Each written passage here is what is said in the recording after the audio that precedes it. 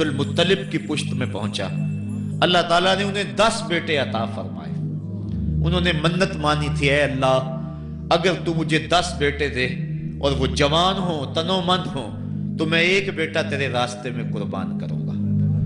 جب حضرت عبداللہ جو کہ حضرت عبد المطلب کے چھوٹے فرزند تھے، ان کی عمر 18 سال ہوئی تو حضرت عبد المطلب کو اپنی منت یاد آئی۔ انہوں نے اپنے 10 بیٹوں کو بلایا، کہا بیٹا میں نے کعبہ کے رب سے یہ وعدہ کیا ہے کہ اللہ مجھے اگر 10 بیٹے دے گا تو میں ایک بیٹا اللہ کی راہ میں قربان کروں گا۔ اب تم بتاؤ تمہاری رائے کیا ہے؟ کہانی حرم کی پھر دوبارہ دہرائی جا رہی ہے۔ کہا رائے بتاؤ۔ 10 کے 10 بیٹوں نے گردن خم کر دی۔ کہا ایک بیٹے کو ذبح کرنا ہے۔ کہا جس کو چاہو۔ کہا نہیں میں قرعہ ڈالتا ہوں۔ جب قرعہ ڈالا تو حضرت عبداللہ کے نام قرعہ نکل آیا۔ فرشتے پھر دم بخود تھے، مالک تو نے اس کی پشت میں امانت رکھی ہے اور آج اس کو بھی ذبح کیا جائے گا۔ کائنات پر پھر کوہرام مچنے لگا۔ حضرت عبد المطلب آستینے چڑھا رہے ہیں، ہاتھ کے اندر چھری ہے۔ یہ خبر پورے مکے میں پھیل گئی، سارے سردار دوڑے آئے۔ کہا عبد المطلب یہ رسم تو نہ ڈالو، اس کا ادا کرنا مشکل ہو جائے گا۔ کہا میں نے کعبے کے رب سے یہ منت مانی تھی اور اللہ نے وہ منت پوری کر دی۔ اب میں تو جب قرعہ نکالا تو میرے اس فرزند کے نام قرعہ نکل آیا، میں اس منت کو ہر صورت میں پورا کروں گا۔ لوگ اکٹھے ہو گئے، منت سماجت کر رہے ہیں، لیکن حضرت سیدنا عبد المطلب ہر صورت میں اپنی اس منت کو پورا کرنے کے لیے مصر ہیں۔ پھر کہا کہ حجاز کی حرافہ اس کے پاس چلتے ہیں اور جا کے اس کے سامنے یہ مسئلہ رکھتے ہیں۔ بعض نے لکھا کہ حجر کی کہنا کے پاس جاتے ہیں۔ با اختلاف روایات وہ حجاز کی حرافہ کے پاس پہنچے۔ جب اس کا پتہ کیا تو وہ خیبر میں تھی، تو اس کے پاس سارے سردار اکٹھے ہو کے گئے کہ اس طرح ہمارے سردار نے منت مانی تھی تو اب وہ بیٹے کو ذبح کرنے کے لیے تیار ہے، تو تم بتاؤ کس کے بارے میں ہمیں کیا کرنا چاہیے۔ اس نے کہا کل آنا، میرا تابعی آئے گا تو میں اسے پوچھوں گی، جو مجھے کہے گا میں تمہیں بتا دوں گی۔ اگلے دن یہ سردار پھر اس حرافہ کے پاس پہنچے۔ اس نے کہا کہ میرا تابعی آیا تھا، پہلے تم یہ بتاؤ کہ تمہارے ہاں کسی شخص کی دیت کتنی ہے، جو شخص مقتول ہو اس کی دیت قاتل کتنی دیتا ہے؟ انہوں نے کہا 10 اونٹ۔ کہا جاؤ پھر ایک طرف 10 اونٹ رکھو اور ایک طرف عبداللہ کا نام رکھو اور قرعہ ڈالو۔ اگر 10 اونٹوں کی طرف قرعہ نکل آیا تو 10 اونٹ ذبح کر دینا، اور اگر عبداللہ کی طرف نام نکل آیا پھر دوبارہ 10 اونٹ ادھر اور رکھنا، 20 رکھنا، اور اس طرح اونٹ 10 بڑھاتے جانا۔ جب قرعہ عبداللہ کے نام سے ہٹ کر اونٹوں کی طرف نکلا تو پھر اتنے اونٹ ذبح کر دینا۔ میرے تابعی نے یہی حل بتایا ہے۔ کہا ٹھیک۔ آئے اور آ کے ساری بات سنائی۔ 10 اونٹ ایک سمت رکھے گئے اور حضرت عبداللہ کا نام ایک سمت رکھا گیا۔ جب قرعہ نکالا تو حضرت عبداللہ کے نام نکلا۔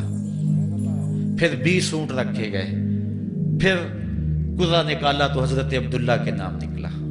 پھر 30 اونٹ رکھے گئے، قرعہ حضرت عبداللہ کے نام نکل رہا ہے۔ 40 اونٹ رکھے گئے، 50 رکھے گئے، 60، 70، یہاں تک کہ 100 اونٹ رکھے گئے۔ 100 اونٹ جب ادھر ہو گئے، اب قرعہ نکالا تو اونٹوں کے نام نکل آیا۔ سارے خوش ہو گئے کہ اب قرعہ اونٹوں کے نام نکل آیا، عبداللہ کی جان بچ گئی۔ لیکن حضرت عبد المطلب فرمانے لگے کہ میں ایسا نہیں کروں گا۔ کہا کیا کرو گے؟ کہا ایک مرتبہ نکلا ہے، 3 مرتبہ قرعہ ڈالو۔ اگر تینوں مرتبہ عبداللہ کے نام کی بجائے اونٹوں کے نام نکلا تو پھر میں سمجھوں گا کہ اللہ کی طرف سے یہی مرضی ہے، ورنہ میں اپنے بیٹے کی گردن پہ چھری رکھ دوں گا۔ اللہ اکبر! مکے کے اندر سردار بھی دعائیں مانگ رہے ہیں۔ اللہ اکبر! ایمن بھی دعا مانگ رہی ہے، مکے کے پربت دعائیں مانگ رہے ہیں، کائنات کا ذرہ ذرہ دعائیں مانگ رہے ہیں۔ قرعہ جب ڈالا گیا تو دوسری مرتبہ بھی قرعہ اونٹوں کے نام نکلا۔ اب تیسری مرتبہ جب قرہ ڈالا گیا تو ہر ایک کا دل دھڑک رہا ہے. حضرت عبد المطلب تیار ہیں. کہا اگر تیسری مرتبہ بھی قرہ اونٹوں کے نام نہ نکلا تو میں اپنے بیٹے کی گردن پہ چھری پھیروں گا، چونکہ میں نے کعبے کے رب سے منت مانی ہوئی ہے. جب تیسری مرتبہ قرہ ڈالا گیا تو وہ بھی اونٹوں کے نام نکلا. 100 اونٹ ذبح کر دیے گئے. حضرت عبداللہ جو کہ حضور کی امانت کے امانت دار تھے، ان کی زندگی محفوظ ہوئی. حضور علیہ السلام فرمایا کرتے تھے آنا ابن الذبیحین، لوگوں میں 2 ذبیحوں کا بیٹا ہوں. ایک ذبیح اسماعیل علیہ السلام ہے اور ایک ذبیح میرے والد حضرت عبداللہ رضی اللہ تعالیٰ عنہ. جلدی سے حضرت عبداللہ کی شادی کی گئی. حضرت آمنہ سلام اللہ علیہا آپ سے نکاح ہوا. شادی کو ابھی چند ماہ ہی گزرے تھے کہ حضرت عبداللہ رضی اللہ تعالی عنہ شام کی طرف تجارت کی غرض سے گئے. واپس جب مدینہ طیبہ پہنچے تو ان کی طبیعت خراب ہو گئی. تو وہ چند لمحے چند دن وہاں رک گئے. قافلہ بھی رکا لیکن طبیعت سنبھل نہیں رہی تھی. قافلے والے انہیں وہاں چھوڑ آئے اور واپس آ گئے. کچھ دنوں کے بعد خبر پہنچی کہ حضرت عبداللہ رضی اللہ تعالیٰ عنہ کا مدینے میں انتقال ہو گیا ہے. حضور علیہ السلام شکم مادر میں. فرشتوں نے کہا مالک تیرے نبی تو شکم مادر میں یتیم ہو گیا. اے اللہ تیرا نبی تو شکم مادر میں یتیم ہو گیا. آواز آئی آنا حافظہ و آنا ناصرہ و آنا کافلہ. تم کیوں پریشان ہوتے ہو؟ میں اس کی حفاظت بھی کروں گا، اس کی مدد بھی کروں گا، اس کی کفالت بھی کروں گا. حضرت آمنہ سلام اللہ علیہا کے دل میں یہ خیال تھا کہ میں اپنے شوہر نامدار جس کے چہرے کو ابھی میں نے جی بھر کے دیکھا بھی نہیں تھا اس کی قبر پہ جاؤں. لیکن جو امانت تھی اس امانت کے تقاضے ان کو اس سفر سے روکتے رہے. حتیٰ کہ حضور کی ولادت ہوئی. آقا کریم کی عمر جب 6 سال ہوئی تو اب ان کے دل میں یہ جذبے اور یہ احساس اجاگر ہوا اور یہ جذبہ بڑھ گیا کہ میں جاؤں اور اپنے شوہر نامدار کی قبر پہ حاضر ہوں. حضرت آمنہ سلام اللہ علیہا آپ اپنے نونہال فرزند کو لے کر ام ایمن جو کہ حضرت عبداللہ کی کنیز تھیں ان کو لے کر آپ پہنچے. مدینہ المنورہ کچھ عرصہ گزارا.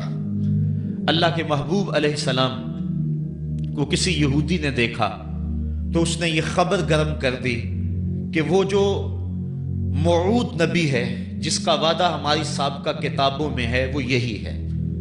لوگ جوق در جوق دیکھنے آنے لگے. تو حضرت آمنہ پریشان ہوئی اور جلدی سے وہ مکے کی طرف عازم سفر ہوئی. ابھی مکے سے 150 کلومیٹر کا فاصلہ باقی تھا کہ ابوا کے مقام پر حضرت آمنہ سلام اللہ علیہا کو سخت بخار ہو گیا اور حضرت آمنہ سمجھی کہ یہ میرا بخار جان لیوا ثابت ہوگا. تو انہوں نے ام ایمن کو بلایا. کہا لگتا ہے کہ یہ بخار میری موت کا باعث بنے گا.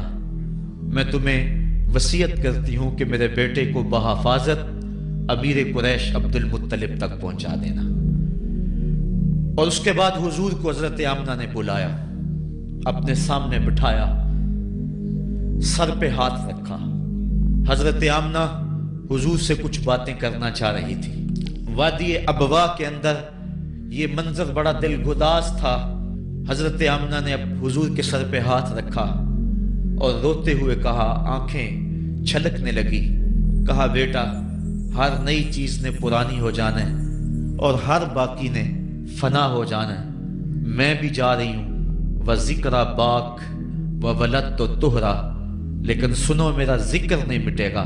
میں تیرے جیسا پاکیزہ بیٹا چھوڑ کے جا رہی ہوں. یہ آخری لفظ تھے حضرت آمنہ سلام اللہ علیہا کے. اس کے بعد حضرت آمنہ سلام اللہ علیہا آخری ہچکی لی اور حضور سے ماں بھی جدا ہو گئی. آقا کریم علیہ السلام نے اپنی والدہ کو وہاں دفن کیا ام ایمن کے ساتھ مل کے. جیسے بھی ہو سکا وہ کیا کسی نے کہا تھا تجھے کن پھولوں سے ہم کفن دیں، تو جدا ہی ایسے موسموں میں ہوا جب درختوں کے ہاتھ پھولوں سے خالی تھے. آقا کریم کی آنکھیں چھم چھم برس رہی ہیں. حضرت ام ایمن حضور کو اپنے ساتھ چمٹا لیا اور مکہ المکرمہ پہنچ کے حضور کے دادا کے سپرد کیا۔ 2 سال تک وہ حضور علیہ السلام کو اپنی کفالت میں انہوں نے رکھا۔ کعبۃ اللہ کے سائے میں ان کی مسند بچتی تھی، اور ان کے بیٹوں میں سے اور قوم کے کسی فرد کو یہ ہمت نہیں ہوتی تھی کہ اس مسند کے اوپر بیٹھے، دور ہٹ کے بیٹھتے تھے، لیکن حضور جب آتے تو اس مسند کے اوپر چڑھ کے بیٹھ جاتے۔ حضور کے چچا اور حضور کے دیگر عزیز و اقارب کہتے کہ بیٹا نہ چڑھو، تو حضرت عبد المطلب کہتے رہنے دو، یہ بڑی شان والا بیٹا ہے۔ ان سے محبت کرتے، ان کو اپنے ساتھ سلاتے۔ 8 سال کی حضور کی عمر ہوئی کہ امیر قریش کا بھی انتقال ہو گیا۔ ابن حشام نے لکھا ہے کہ جب امیر قریش کا انتقال ہوا تو سوگ میں مکے کے بازار بند ہو گئے، پورا شہر جنازے میں امٹ آیا، لیکن 8 سال کا بچہ تھا، بلک بلک کے رو رہا تھا۔ آج وہ سایہ بھی اٹھ گیا۔ پھر چچا کی کفالت میں گئے، اور انہوں نے جس انداز سے کفالت کی اور محبتوں کا ثبوت دیا، وہ الفتوں کی ایک لمبی داستان ہے۔ 40 سال کی عمر ہوئی تو اللہ تعالیٰ نے حضور علیہ السلام کو نبوت کی ذمہ داریوں کے اعلان اور لوگوں تک پیغام حق کے ابلاغ کا حکم دیا۔ آقا کریم علیہ السلام جب پیغام حق لے کر میدان میں آئے تو گلی کوچوں اور بازاروں کے اندر مخالفتیں، نکتہ چینیاں، ناموافق حالات کے جکڑ اور مخالفتوں کی آندیاں چلنے لگیں۔ ابھی آپ سن رہے تھے کہ حضرت بلال حبشی کے ساتھ کیا سلوک کیا جاتا رہا، کس انداز کے ساتھ ان کے سینے پہ پتھر رکھ دیا جاتا۔ حضرت خباب بن ارد کے ساتھ کون سا سلوک کیا جاتا رہا، کون کون سے دکھ تھے جو روانہ رکھے گئے۔ حضرت زنیرہ، ان کے گلے کے اندر کوڑا ڈال کر کوڑے کی رسی کو تاؤ دیے گئے، یہاں تک کہ ان کی آنکھیں باہر آ گئیں اور آنکھوں کی روشنی جاتی رہی۔ ابو جہل بولا اب بلانا اپنے محمد کو جو تیری آنکھوں کی روشنی کو واپس کرے۔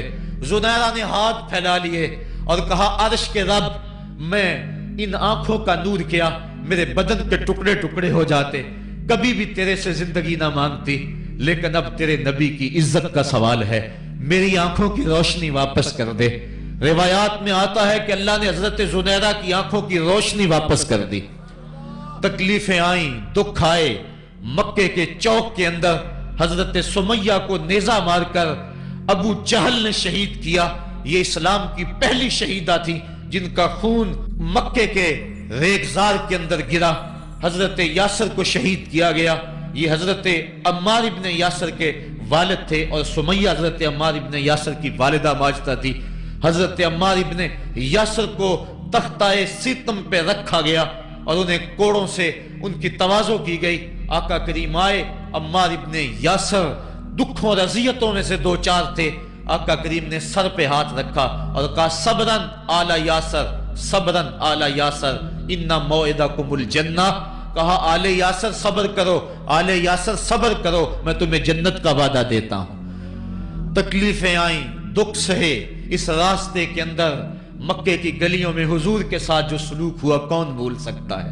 کبھی کانٹے بچھ رہے ہیں، کبھی حضور کی راہوں میں گڑھے کھودے جا رہے ہیں، کبھی اوجریاں ڈالی جا رہی ہیں بدن اطہر کے اوپر۔ ابو لہب اپنے گھر کا کوڑا اٹھا کر حضور کی دہلیز پہ ڈال جاتا ہے۔ عقبہ بن ابی معیط حضور کے گلے کے اندر کپڑا ڈال کے اس کو تاؤ دیتا ہے۔ حضور فرماتے ہیں جتنے دکھ اس نے مجھے دیے کسی نے نہیں دیے۔ اذیتوں کی داستانیں رقم ہو رہی ہیں۔ آقا کریم علیہ السلام کے شفیق چچا بھی انتقال کر جاتے ہیں۔ جب گھر آتے تو اپنی زوجہ حضرت خدیجہ الکبریٰ سے دکھڑے کہتے، وہ بھی انتقال کر جاتی ہیں۔ اس سال کا نام عام الحزن رکھا جاتا ہے، دکھوں کا سال، مصیبتوں کا سال۔ آقا کریم بہت دل برداشتہ ہوئے قوم سے، پھر سوچا چل طائف چلتا ہوں اور طائف والوں کو پیغام حق دیتا ہوں، شاید میری آواز پر وہ لبیک کہہ دیں۔ 1 مہینے کا سفر کر کے حضرت زید بن حارثہ کو ساتھ لے کر طائف پہنچے۔ ان کے 3 سردار تھے، عبد یالیل بن عمر، حبیب بن عمر اور مسعود بن عمر۔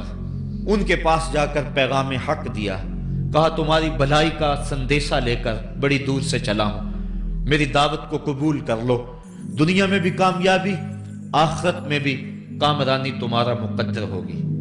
ये दावत पेश की। उन्होंने कहा कि हम तुम्हारी दावत को मुस्तरद करते हैं। एक बोला कि और कोई जमाने में बंदा नहीं था जिसको नबूवत मिलती, तुझे मिलनी थी। किसी ने कुछ कहा, ताने दिए, दिल दुखाया हुजूर का। आका करीम ने फरमाया, इस फाल तुम मा फाल तुम फक तुम अलैया, तुमने जो मुझसे कहा सो कहा, तुमने जो मेरे साथ सलूक किया वो तुम्हारी मर्जी। इतना मेरे से वादा करो कि ये बात कि मैं तुम्हारे पास आया हूं दावत दीन देने के लिए, तुम्हें पैगाम हक देने के लिए, इसको पोशीदा रखोगे, मख्फी रखोगे, ताकि मक्के वाले मेरे दुश्मन हैं और जब उन्हें पता चला कि ताइफ गए हैं तो वो ताइफ वालों ने भी दावत कबूल नहीं की तो वो तमस्खुर करेंगे, मुझे निशाने तदहीक बनाएंगे। लिहाजा जो कहा सो कहा, अपने अंदर इस बात को राज रखो। उन्होंने कहा कि हम क्यों राज रखते फिरें। उन्होंने इफ्शा किया, बल्कि ओबाशों के हाथों में पत्थर दिए। हजरत उम्मुल मोमिनीन सैयदा आयशा सिद्दीका रज़ियल्लाहु ताला अन्हा, महबूब कायनात, कहती हैं कि एक दिन मैंने हुजूर से पूछा कि आका उहुद के दिन से सख्त दिन भी कभी जिंदगी में आप पर आया है? फरमाया, हाँ आयशा, जब ताइफ के बाजारों में तेरी कौम ने मुझे पत्थर मारे थे तो ये दिन उहुद के दिन से भी सख्त था। हुजूर फरमाते हैं, जब मैं ताइफ से बाहर निकला तो उनके गुंडे दो रोया कितारों में खड़े थे, हाथों में पत्थर, और मैं दरमियान से गुजरने लगा तो वो मेरे पांव पे पत्थर मारते। मैं पांव उठा लेता तो दूसरे पांव पे पत्थर मारते। फिर मैं शिद्दत दर्द और एहसास कर्ब से बैठ जाता तो उनके दो गुंडे आगे बढ़ते, मुझे कंधों से पकड़ के उठाते और फिर मुझे पत्थर मारते। फरमाया, है आयशा, ये दिन उहुद के दिन से भी सख्त था जब तेरी कौम ने ताइफ के बाजारों में मुझे पत्थर मारे। आका करीम अलैहिस्सलाम उहुद के अंदर जब हुजूर के चचा शहीद हुए, वो दिन भी तारीख इस्लाम का दर्दनाक दिन है। आका के सर पे पट्टी बंधी हुई थी, आंखों में आंसू थे और बार बार पूछते थे, मा फ़अला अम्मी, मेरे चचा की बात सुनाओ। जब बताया गया हुजूर हजरत हमजा शहीद हो गए तो आका करीम उनकी लाश पे गए, देखा कि उनका पेट चाक है, उनकी नाक काट दी गई है, उनकी जुबान काट दी गई है, उनका दिल निकाल लिया गया है, उनकी आंखों में नेज़े चुभोए गए हैं और उनके कान काट लिए गए हैं। आका करीम की आंखों में अश्क थे और आका करीम, मा फ़अला अम्मी, मेरे चचा का क्या हुआ? आका करीम अपनी जुबान पर ये लफ्ज ला रहे थे।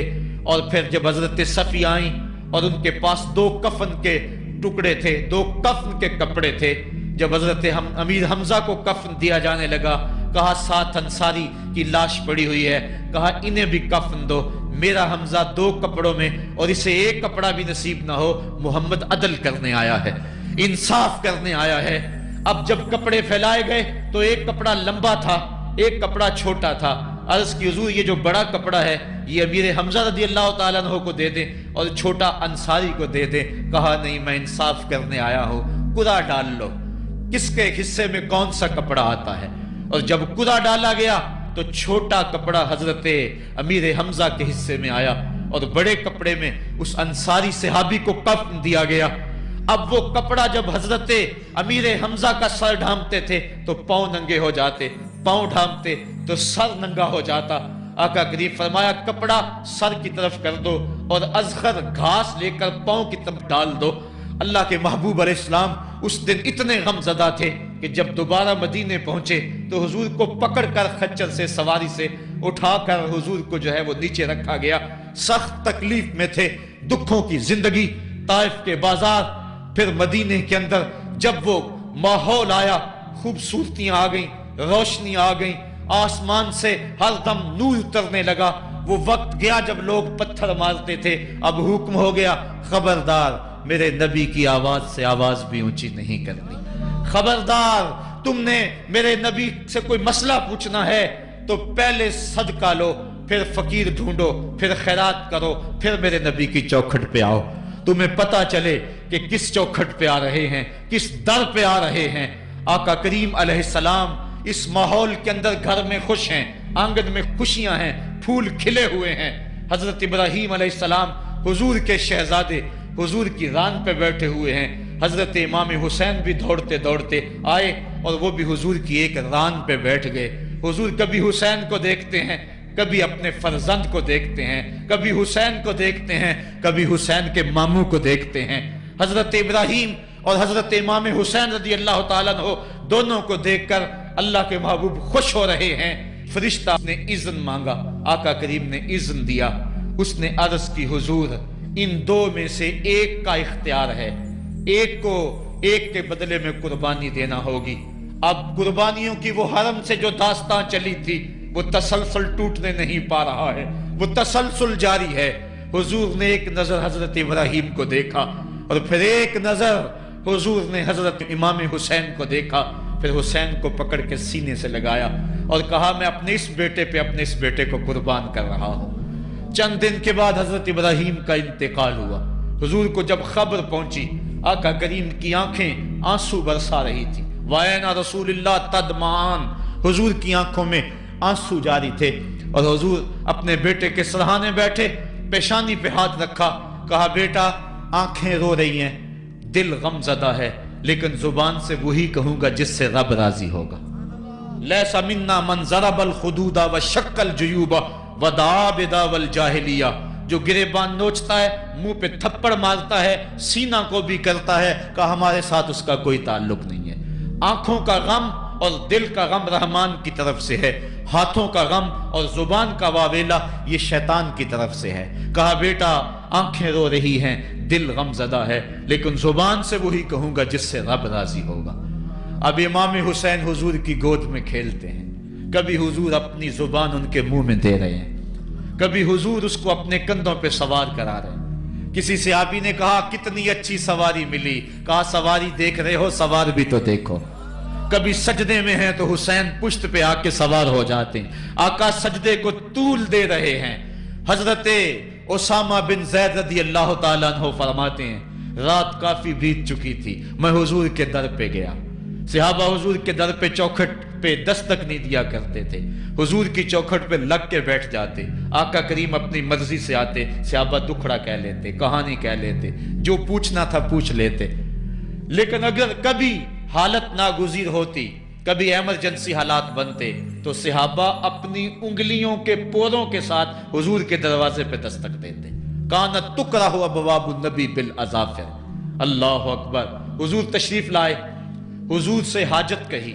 ये 14वीं सदी की मुसीबत है कि नबी से मांगना नहीं चाहिए। अगर नबी से नहीं मांगना तो किससे मांगे? और कौन सी चौखट है जिस दर पे झोली फैलाएं? कौन सा दवारा है जहां कशकोल फैला के कहें कि हमारी झोली भर दी जाए? और जितने भी सहारे हैं सुबक करते हैं। इज्जत नफ्स बढ़ाता है सहारा तेरा, हर आसरा जलील करता है, नबी का आसरा बंदे को सर बुलंद करता है। हजरत उसामा बिन ज़ैद कहते हैं, मेरी हाजत पूरी हो गई, लेकिन मैंने क्या माजरा देखा। जब हुजूर गुफ्तगू कर रहे हैं, दौराने गुफ्तगू अल्लाह के महबूब कंबल ओढ़ के यूं ही आ गए थे। हुजूर के दाएं बाएं से हरकत का एहसास होता है, जिस तरह अंदर कोई चीज है। मेरी हाजत पूरी हुई तो मुझसे ना रहा गया, मैंने पूछ लिया। मैंने कहा, बंदा नवाज ये क्या माजरा, आप कंबल ओढ़ा हुआ है और अंदर से किसी की हरकत का एहसास है। फक्काशाफाहु, हुजूर ने कंबल को खोल दिया। फायजल हसनो वल हुसैन अला वारे कहे, तो एक पहलू से इमाम हसन लिपटे हुए थे, एक से इमाम हुसैन लिपटे हुए थे। कहा, ये मेरे बेटे हैं, ये मेरी बेटी के बेटे हैं। ऐ अल्लाह, मैं इनसे प्यार करता हूं, तू भी इनसे प्यार कर, और जो इनसे प्यार करे मेरे मालिक तू उससे भी प्यार कर। और एक दिन फरमाया, हुसैन मिन्नी व अना मिनल हुसैन, लोगो हुसैन मुझसे है और मैं हुसैन से हूं। लम्हे बीतते गए, फिर वो जान गुदाज लम्हे भी आए जब सहाबा की चीखें निकल रही थी, जब मस्जिद नबवी उजड़ रही थी, जब हुजरा आशा के अंदर अल्लाह के महबूब अपने रब के यहां जाने की तैयारियां कर रहे थे, जब सैयदा फातिमा के लबों पे ये लफ्ज थे, सुब्बत अलैया मसाइबुन लो सुब्बत अलल अर्द सिरना लयालिया, मेरे ऊपर इतनी मुसीबतें पड़ी, अगर ये दिनों पे पड़ती तो वो भी काली रातें बन जाते। हुजूर अलैहिस्सलाम का जब जस्द अतहर उठा तो सहाबा की जो हालत थी वो इस अंदाज से कि सहाबा के कलेजे फट रहे थे, रूहें गदास हो रही थी। एक हाथ उठा के दुआ मांग रहा था, अल्लाहुम्मा अज़हिब बसरी हत्ता ला अरा बाद हबीबी मुहम्मदिन अहदा, अल्लाह मुझे अंधा कर दे, मुझे अंधा कर दे, مجھ میری آنکھوں کی بینائی اچک لے، تیرا محبوب تہے مزار چلا گیا، میں نے آنکھوں کی روشنی کو کیا کرنا ہے۔ وہ دن بھی آئے، حضرت سیدنا صدیق اکبر کا کلیجہ بھی پگھل رہا ہے، وہ بھی غم رسول میں رو رہے ہیں، صحابہ تڑپ رہے ہیں۔ وہ اونٹنی، غصبہ نامی اونٹنی جس پہ حضور سواری کرتے تھے، وہ حضرت فاطمہ کے دروازے کے اوپر سر رکھ کے رو رو کے مر گئی۔ جب محبوب نہیں رہے تو ہم نے جی کے کیا لینا ہے۔ کائنات اجڑ گئی، جہان میں جو ہے وہ ہر سمت اندھیرا ہی اندھیرا چھا گیا، لیکن روشنی کے ٹمٹماتے ہوئے چراغ آج بھی روشن ہیں، جن کو دیکھ کر مصطفیٰ یاد آتے ہیں۔ لوگ ان شہزادوں کو دیکھ لیتے ہیں اور حضور کی یاد کو تازہ کر لیتے ہیں۔ وقت گزرتا گیا، پھر وہ لمحے بھی آئے کہ جب حضرت امام حسن کو زہر دیا گیا اور آپ کا کلیجہ کٹ کٹ کے کئی سو حصوں میں باہر آیا۔ آپ سے آخری لمحے حضرت امام حسین نے پوچھا کہ میرے بھائی کوئی وصیت؟ کہا بیٹا کوفے والوں سے بچ کے رہنا، ان کے دغے سے بچ کے رہنا۔ لمحے بیت گئے، 60 ہجری کو یزید تخت نشین ہوا، تخت نشین ہو گیا تھا، لیکن اس نے یہ چاہا کہ حضرت امام حسین رضی اللہ تعالی عنہ میرے لیے بیعت کر لیں، اور اس نے مدینے کے گورنر ولید بن عقبہ کو خط لکھا، اور خط کا مضمون یہ تھا کہ امام حسین کو بلاؤ اور میرے لیے بیعت لو، اور اگر وہ بیعت نہیں دیتے تو اس خط کے جواب کے ساتھ ان کا سر بھیج دو۔ ولید بن عتبہ محب اہل بیت تھا، اس نے رات کی کافی تاریکی کے اندر حضرت امام حسین رضی اللہ تعالیٰ عنہ کو پیغام بھیجا۔ حضرت امام حسین نے حضرت عبداللہ ابن زبیر سے مشورہ کیا، انہوں نے کہا اس وقت گورنر کا بلانا خیر نہیں، صبح جائیں گے۔ آپ فرمایا نہیں میں بھی جاتا ہوں۔ کچھ سواروں کو ساتھ لیا، کہا تم باہر کھڑے ہو جانا دارالامارت کے، اگر میں آواز دوں تو تم دوارے پھلانگ کے اندر آ جانا۔ ولید بن عتبہ کے پاس امام حسین پہنچے، آپ نے کہا کہ سناؤ کیا معاملہ ہے؟ تو اس نے کہا کہ یہ خط ہے جو یزید نے بھیجا ہے۔ آپ نے فرمایا کہ میں صبح بتاؤں گا۔ ولید بن عتبہ نے کہا ٹھیک ہے۔ امام حسین پلٹنے لگے تو مروان بن حکم جو پاس بیٹھا ہوا تھا گورنر کے، کہنے لگا یہ چلے گئے تو دوبارہ ہاتھ نہیں آئیں گے، اب موقع ہے، اب ان کو پکڑ لو اور ان سے زبردستی بیعت لے لو۔ یہ بات حضرت امام حسین کے کانوں میں پڑی، آپ پلٹے، نیام سے تلوار نکالی، حیدری کچھار سے محمدی شیر نکل آیا، اور حضرت امام حسین رضی اللہ تعالیٰ عنہ نے اس وقت جو جملے کہے، تاریخ کے اوراق کے اندر وہ جملے محفوظ ہیں۔ حضرت امام حسین نے کہا ایھا الامیر، اے امیر تو جانتا نہیں ہم کون ہیں؟ انا معدن الرسالہ و محبت الوحی و مختلف الملائکہ، میں وہ ہوں جس کے گھر میں جبریل آتا تھا، ہمارے گھر میں وحی اترتی رہی ہے۔ وَيَزِيدُ بْنُ الْمُعَاوِيَةِ رَجُلٌ فَاسِقٌ فَاجِرٌ قَاتِلُ النَّفْسِ مُعْلِنٌ بِالْفِسْقِ شَارِبُ الْخَمْرِ وَمِثْلُنَا لَا يُبَايِعُ، کہا اور یزید شرابی ہے، یزید مسلمانوں کا قاتل ہے، یزید فاسق مولن ہے، اے امیر میرے جیسا شخص چھپ کر بیعت نہیں کر سکتا۔ اللہ اکبر۔ حضرت امام حسین نے جب یہ بات کہی، جو باہر لوگ کھڑے تھے وہ بھی چاقو چوبند ہو گئے۔ اس نے کہا حضور آپ جائیے۔ مروان مشورے دیتا رہا، لیکن حضرت امام حسین کو گورنر مدینہ نے کہا کہ آپ جائیے۔ حضرت امام حسین رضی اللہ تعالیٰ عنہ واپس پلٹے۔ حضرت امام حسین کی ہمشیرہ سیدہ زینب انتظار کر رہی تھی بھائی کا۔ پوچھا کیا ماجرا ہے؟ کہا حالات بگڑ گئے، اب ہمارا مدینے میں رہنا محال ہے، صبح سحری سے قبل شہر مدینہ چھوڑ دیں۔ اللہ اکبر، ورنہ ہمارے خون سے نبی کا حرم لالا زار بنے گا۔ حضرت امام حمام رضی اللہ تعالیٰ عنہ نے اہل بیت کی مشاورت سے یہ فیصلہ کر لیا۔ کجاوے کسے جانے لگے، سامان تیار ہو گیا۔ حضرت محمد بن حنفیہ کو کہا کہ تم یہاں رہو اور تم خبر پہنچانا کہ پیچھے کیا ماجرے ہوتے ہیں، اور مکے کی طرف میں سفر کر رہا ہوں۔ کہانی لمبی ہو رہی ہے اور وقت کے دامن میں اتنی گنجائش نہیں ہے کہ پھر کس طرح شہر مدینہ چھوڑا ہوگا. حاجی جاتے ہیں 8 دن اور 8 دن کے بعد مدینہ چھوڑتے ہیں. ان سے کوئی پوچھو کہ مدینہ چھوڑنا کتنا مشکل ہے. وہ کیا کسی حاجی کو لوگ مبارک دے رہے تھے؟ اس نے کہا تھا مبارک دے رہے ہو دوستو حج و زیارت کی، میرا غم بھی تو دیکھو، میں مدینہ چھوڑ آیا ہوں. جو 8 دن مدینہ رہتا ہے اس سے مدینہ چھوڑا نہیں جاتا جس کی ولادت مدینے میں ہوئی. جو کھیلتا تھا تو مدینے کی گلیوں میں، جس کے گھر کا دروازہ مسجد نبوی میں کھلتا تھا، اس حسین کو مدینہ چھوڑنا قیامت ہوگی. شہر مدینہ چھوڑا. حضرت امام حسین رضی اللہ تعالیٰ عنہ مکہ المکرمہ پہنچے. وہاں رمضان گزرا، حالات وہاں بھی بگڑتے گئے. مسلسل خط آتے رہے کوفے سے. کہانی طویل ہے. 8 ذو الحج کو حضرت امام حسین رضی اللہ تعالیٰ عنہ کوفے کی طرف عازم سفر ہوئے. حضرت عبداللہ ابن عمر، عبداللہ ابن عباس رضی اللہ تعالیٰ عنہما اور دیگر صحابی ہاتھ جوڑ کے کھڑے ہو گئے. بلکہ حضرت عبداللہ ابن عباس نے تو یہاں تک کہہ دیا کہ میں دیکھ رہا ہوں کہ وہاں تمہیں شہید کیا جائے گا، آپ اگر ضرور جاتے ہیں تو ان بچوں کو چھوڑ دیں. حضرت امام حسین فرماتے میرے غم گسارو، میرے پیارو مجھ کو نہ روکو، مجھ کو جانے دو، مجھے نانے کے دی کی ڈوبتی کشتی بچانے دو. میں جاتا ہوں کہ دنیا پر وفا کا نام رہ جائے، میں رہوں نہ رہوں پر عظمت اسلام رہ جائے. میں نہیں جاتا تو نبی کے گھر کی آن جاتی ہے. لوگوں تمہارا دین جاتا ہے، میری غیرت ایمان جاتی ہے. کہا مجھے جانا ہوگا.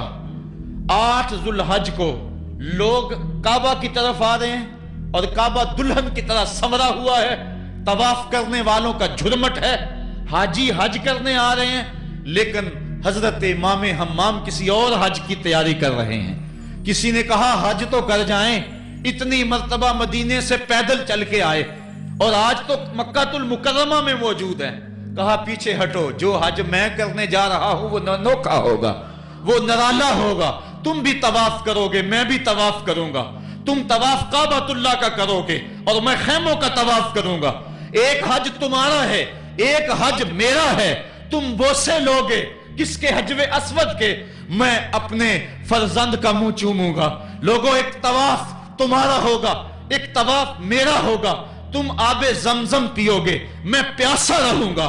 اور تم کبھی صفا پہ کبھی مروہ پہ دوڑو گے، میں کبھی علی اکبر کی لاش اٹھانے جاؤں گا، کبھی میں قاسم کی لاش اٹھانے جاؤں گا، کبھی اون و محمد کے تڑپتے ہوئے لاشوں کو اٹھانے جاؤں گا. لوگوں ایک حج تمہارا بھی ہے، ایک حج میرا بھی ہے. جب تم حج کر لو گے تمہاری سائی مکمل ہو جائے گی تو تم سر مڈا کے حرام کھول دو گے، اور جب میری سائی مکمل ہو جائے گی تو میں سر کٹا کے حرام کھول دوں گا. سفید حرام پہنو گے، میں سرخ حرام پہنوں گا. اور وہ حج قیامت تک کے آنے والے حجوں کی آبرو ہوگا. حسین اگر نہ شہید ہوتا تو آج گھر گھر یزید ہوتا. اسلام کی عظمت عیاں نہ ہوتی، خدا کے گھر میں اذان نہ ہوتی.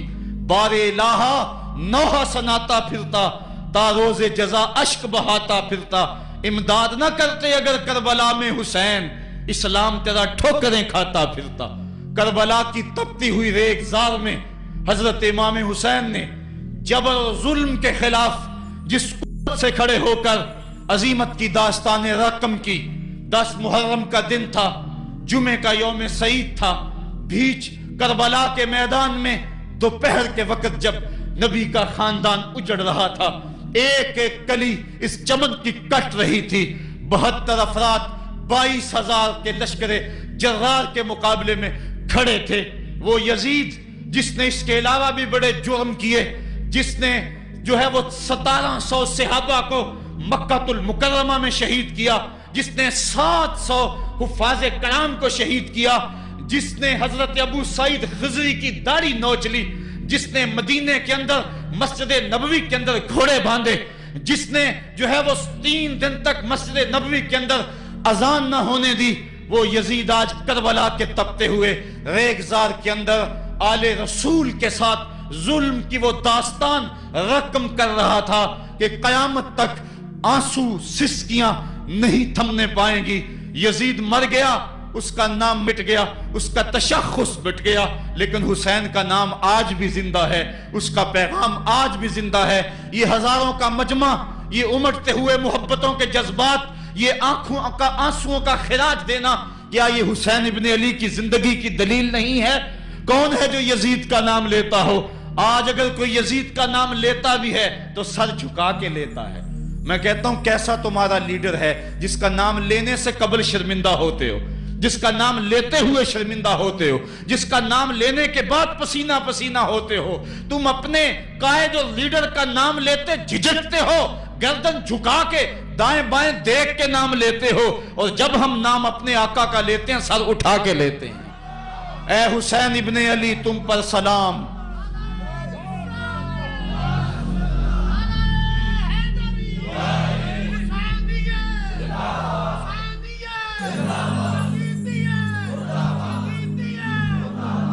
صاحبو، کربلا کا تپتا ہوا منظر ہے، اتنے دکھ آ گئے۔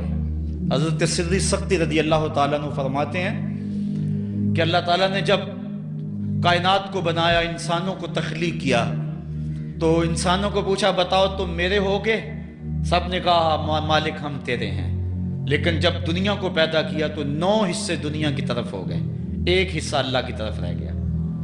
پھر جب عقبہ کو پیدا کیا جو 10واں حصہ تھا، اس میں 9 حصے پھر آخرت کی طرف ہو گئے، جنت دوزخ کے لالچ میں ہو گئے، اور 1 حصہ صرف کہنے لگا نہ ہم جنت کو دیکھتے ہیں نہ دوزخ کو دیکھتے ہیں، مالک ہم تو تجھے دیکھتے ہیں۔ پھر جب اللہ تعالیٰ نے بلاؤں کو پیدا کیا، آزمائش اور امتحانوں کو پیدا کیا، تو 10ویں حصے کے اس 10ویں حصے میں پھر 9 حصے جو ہے وہ ہٹ گئے۔ 1 حصہ ایسا تھا جس نے گردن جھکا کے کہا زمین و آسمان کی بلائیں بنا کے ہمارے گلے کا توق بنا دے، تیرے راستے سے نہیں ہٹیں گے۔ کربلا کے تپتے ہوئے ریگزار میں وہ منظر رقم ہونے والا ہے۔ ایک قربانی منا میں ہوئی تھی، غریب و سادہ اور رنگی ہے داستان حرم، نہایت اس کی حسین اور ابتدا ہے اسماعیل۔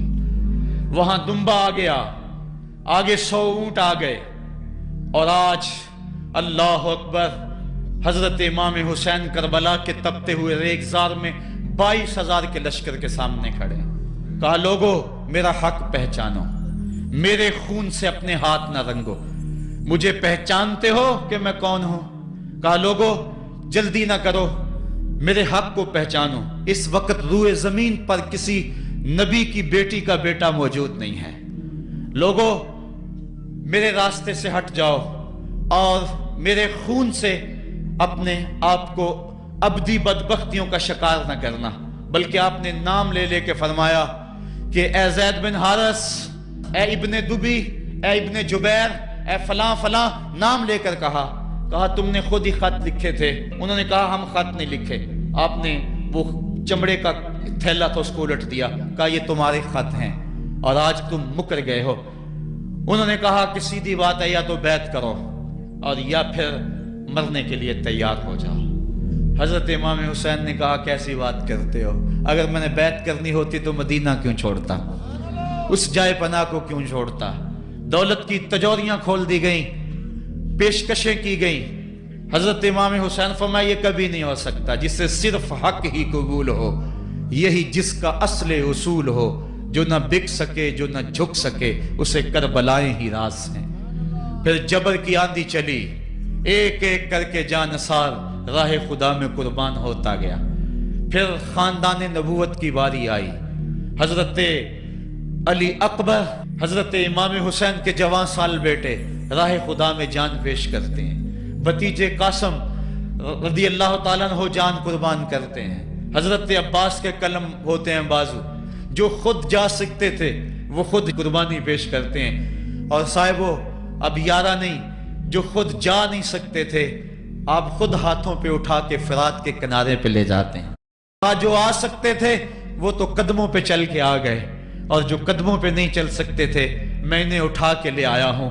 پھر ایک 2 شاخہ تیر حلق اصغر میں پیوست ہوتا ہے، خون چلو میں دے کر آسمان کی طرف اچھالتے ہیں، اور پھر اللہ کی بارگاہ میں عرض کرتے ہیں ربنا تقبل منا ھذا القربان، میرے مالک حسین کی یہ قربانی بھی قبول فرما لے۔ یہ کام آسان نہیں ہے، जिगर पारा हाथों में तड़प के ठंडा हो जाए और फिर भी सब्र का मुजाहरा किया जाए और अल्लाह की रिजा पे राजी हो जाए। अब हजरत इमाम हुसैन रजी अल्लाह ताला अन्हु तन्हा रह गए, एक एक को रुखसत कर रहे थे शहादत का दूल्हा बनाकर, लेकिन अब इमाम हुसैन को रुखसत करने वाला कोई मौजूद नहीं है। आप घोड़े पे सवार हुए, मैदान करबला की तरफ फेर लगाई।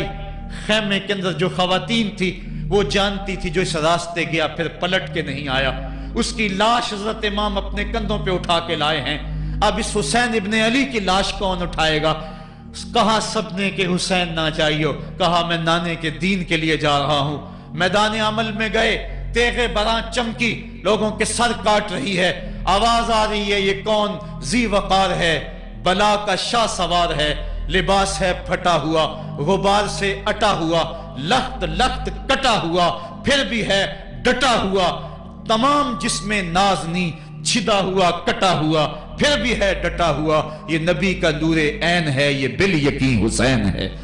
हुसैन इब्ने अली ने करबला के तपते हुए रेगजार के अंदर वो अजीमत की दास्तान रकम की और फिर बोछार तीरों की, एक तन्हा सैयद ज़ादा और हजारों तीर चारों समत से उनके ऊपर बरसने लगे। किसी ने नेजा मारा, किसी ने तीर मारा। जब हजरत इमाम हुसैन घोड़े की जीन से नीचे उतरे तो उस वक्त आपके बदन पर 33 जख्म तलवारों के थे, 34 नेजे के अनियां आपके जिस्म के अंदर खुबी हुई थी। और मुहतात रिवायात के मुताबिक जब बाद में आपका पैराहन उतारा गया तो उसके अंदर 113 सुराख तीरों के निकले और वो तीर जिस्म में पैवस्त थे। और जब घोड़े की जीन से फर्शे जमीन पर गिरे, लगा जिस तरह रेहल से कुरान गिर गया हो।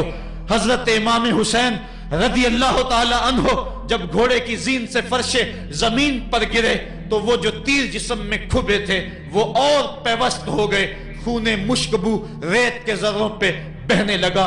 गोया इस्लाम का दिल धरती के ऊपर है, कायनात राशे में आ गई, करबला की धरती का कलेजा कांप रहा है। हजरत उम्मे सलमा को हुजूर ने करबला की मट्टी दी, कहा जब ये खून बन जाए तो समझ लेना कि मेरा हुसैन शहीद कर दिया गया है। वो मदीने के अंदर ख्वाब देखती हैं कि आका करीम अलैहिस्सलाम दाढ़ी मुबारक के अंदर गर्द मुबारक पड़ी हुई है और बाल उलझे हुए हैं, घबरा के उठ खड़ी हुई कि क्या माजरा है। और जल्दी से उस शीशी को देखा तो वो शीशी का जो मट्टी रखी हुई थी वो खून बन गया था।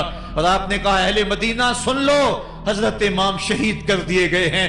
इधर इमाम हुसैन खून और खाक के अंदर तड़प रहे हैं और आपके जिस्म नाजुक पर बर्छियों, तेगों और तलवारों के साथ जो है वो लोग वार कर रहे हैं। सनान बिन अंस नखी आगे बढ़ा लेकिन सर काटने की हिम्मत ना पड़ी, उसने नेजा मारा और आपके गले के करीब वो नेजा पार कर गया और खून का फवारा फूटा।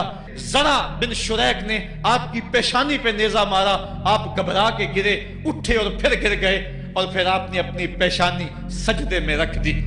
अपना खून जो था वो चेहरे पे मल लिया। हुसैन ने सुर्ख रंग के खून का जो खजाब था वो अपने दाढ़ी पे लगा लिया कि कल मैं अपने नाना को ये रंगत भी दिखाऊंगा। हरम की वो दास्तां जो मना से शुरू हुई थी आज उसकी तकमील हो रही है।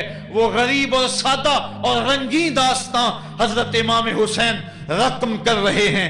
खून से दाढ़ी रंग गई और आपके माथे के ऊपर ज़रा बिन शुरैक ने वो जो नेजा मारा था उससे आप संभल न सके, उठ के फिर नीचे गिरे, पेशानी को सजदे में रखा और सजदे में रख के अल्लाह की बारगाह में आखिरी लफ्ज जो मेरे इमाम की जुबान से निकले दिलों की तख्तियों पे नोट कर लो और देखो। अल्लाह ताला के बंदे हजरत खलील ने दुआ मांगी थी, ऐ मेरे मालिक, ऐ मेरे मालिक, मैं इस जगह पे अपनी ज़ुर्रियत औलाद को छोड़ के आबाद करके जा रहा हूँ और दुआ करता हूं कि वो नमाज को कायम रखें। आज उस दुआ की तकमील का मंजर लोगों के सामने है कि 113 तीर जिस्म में खुबे, 34 तलवारों के घाव और वो भी रावी कहते हैं कि एक एक घाव में कितनी कितनी तलवारों के जख्म थे और नेजे की अनियां जिस्म में खुबी हुई थी। आपके कलेजे के अंदर नेजे की अनी को तोड़ दिया गया था। इस मौके पे हजरत इमाम हुसैन रज़ी अल्लाह ताला अन्हु ने अपने आप को संभाल के पेशानी को रेत के ऊपर रखा और अल्लाह की बारगाह में आखिरी लफ्ज हजरत इमाम हुसैन के लबों पे जो मचले, खून निकल रहा था, اور खौली बिन यजीद आगे बढ़ के सरे अनवर को जुदा करने की तैयारियां कर रहा था। सनान बिन अंस आगे बढ़ा लेकिन कप कपा के पीछे हो गया। खौली बिन यजीद आगे बढ़ा, वो भी पीछे हो गया। फिर शिमर आया और शिमर आपके जिस्म नाजुक के ऊपर बैठ गया। हजरत इमाम हुसैन ने जब देखा तो इसके बदन के ऊपर बरस के फुलपैरी के निशान थे। तो हजरत इमाम हुसैन की जुबान से निकला, सदकल्लाहु व सदक रसूलुल्लाह, मेरे आका मेरे अल्लाह ने सच कहा। उसने कहा क्या सच कहा? कहा एक दिन मैं हुजूर की खिदमत में हाजिर था तो हुजूर ने फरमाया था, मैं देख रहा हूं एक चतकबरा कुत्ता मेरी औलाद के खून में मुंह मार रहा है। आज मैं देख रहा हूं कि मुस्तफा करीम का वो फरमान जो है वो पूरा हो रहा है। वो गुस्से में आया। इमाम जल्दी अपनी पेशानी सजदे में रखी और अल्लाह की बारगाह में इमाम के आखिरी लफ्ज़ थे, अल्लाहुम्मा रज़न बिक़ज़ाए का व सब्रन अला बलाए का तस्लीमन ले अमरे का सुबहान रब्बियल आला, सुबहान रब्बियल आला, सुबहान रब्बियल आला। मालिक, भाई, बेटे, भतीजे, भांजे, जानसार, आयानो अंसार सब कुछ लटा के, अब्बास के बाजू कटा के, जो जा सकते थे उन्हें भेज के, जो जा नहीं सकते थे खुद उठा के ले जा करके, अब्बास के बाजू कलम करवा के, ये खेमे के अंदर बच्चियां यतीम हो गई हैं, सुहाग उजड़ गए हैं। मेरे मालिक, सब कुछ लुटा के नबी का घर उजड़ गया, एक एक पत्ती गिर गई।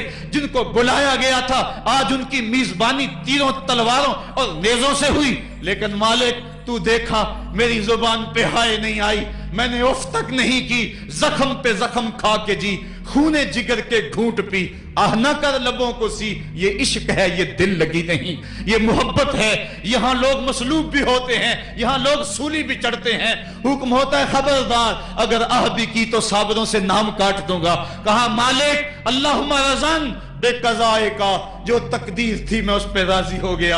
वह सब्रन अला बलाए का, मालिक तूने देखा मैंने सब्र भी किया। तस्लीमन ले अमरे का, मुझे मालिक एतराज भी कोई नहीं, जो तेरा हुक्म था मैंने उसको तस्लीम भी कर लिया। सुबहान रब्बी अला, मालिक तू बड़ा है, तू बड़ा है। हुसैन सब कुछ लटा के, बच्चे कटा के, बाजू कटा के, घर उजाड़ के मालिक तेरी बारगाह में हाजिर हो रहा है और इतना कुछ करने के बावजूद भी तेरे पे राजी है। मेरे मालिक तू भी बता, तू भी हुसैन पे राजी हुआ है या कि नहीं हुआ है? तू भी हुसैन पे अब राजी हुआ है कि नहीं हुआ? आवाज आई, इस प्यासे पर अली शेरे खुदा को नाज है, इस नवासे पर मोहम्मद मुस्तफा को नाज है।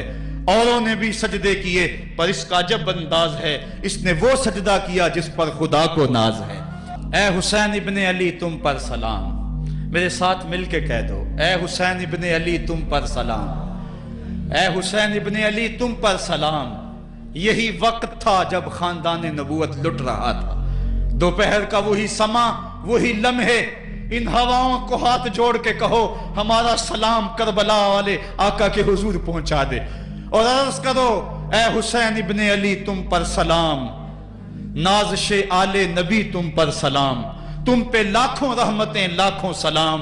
ए शहीदाने मोहब्बत के इमाम, लाला गूं लाला बदन लाला कफन, ए चमन अंदर चमन, जिंदगी ही जिंदगी तेरी हयात, ए हयात अंदर हयात। इफ्तिखारे मिल्लते बैजा है तू, रब्बे काबा की कसम यकता है तू।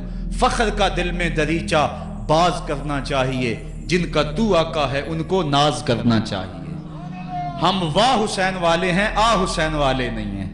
वाह हुसैन तेरी अजमतों को सलाम। को हमालिया का कलेजा भी फट जाता, शक हो जाता, लेकिन इतने जख्म कलेजे पर जवां बेटे की लाश को कंधों पे उठा के लाना कोई मजाक तो नहीं है।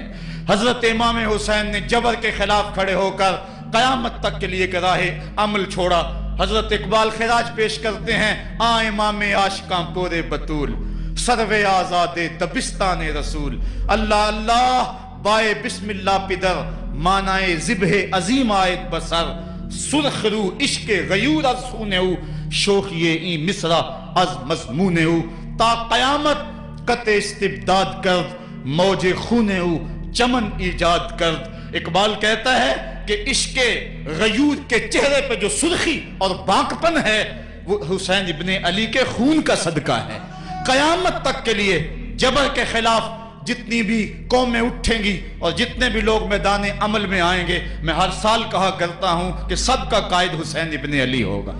महात्मा गांधी ने जब अपनी कौम को कहा बरतानवी साम्राज्य के खिलाफ खड़े हो जाओ, और कौम से खिताब करते हुए महात्मा गांधी हिंदू ने कहा कि तुम कहोगे वो हुकूमत जिसकी सल्तनत में सूरज तुलू और गुरूब भी होता है, उससे टकराना हमाकत है, खुदकुशी करने के मुतरादिफ है। लेकिन इसके बावजूद मैं क्यों कह रहा हूं कि उस साम्राज्य के खिलाफ खड़े हो जाओ? महात्मा गांधी ने कहा था इसलिए कि मेरे सामने हुसैन इब्ने अली का किरदार मौजूद है। आज पूरी दुनिया के अंदर जुल्म और जबर की हवाएं चल रही हैं, और इस वक्त उम्मत मुस्लिमा को किरदार हुसैन अदा करने की जरूरत है। अगर हम नाम हुसैन इब्ने अली का लें और करतूतें और लक्षण सारे यजीद वाले हों, तो ये लफ्ज लफ्ज, हरफ हरफ और कदम कदम हजरत इमाम हम्माम से मुनाफकत है। आओ, अगर मैं नामे हुसैन लेता हूं तो घर भी उजड़ जाए, हक का परचम कभी ना गिरने दूं। मैं और आप इस अज़्म के साथ मैदान अमल में उतरें। इदारतुल मुस्तफा किसी तंजीम का नाम नहीं, ये एक फिक्र का नाम है, एक तहरीक का नाम है, एक मिशन और एक इनकलाब का नाम है। ये रूहों में हलचल पैदा करने के जज्बों का नाम है। ये मुस्तफा करीम के दर पे सलामी देने का नाम है। ये अपना सब कुछ मुस्तफा जाने रहमत पे कुर्बान कर देने का नाम है। आओ, इदारतुल मुस्तफा के प्लेटफॉर्म पे आप मैदान अमल पे निकलें। हजरत इमाम हुसैन ने इस्लाम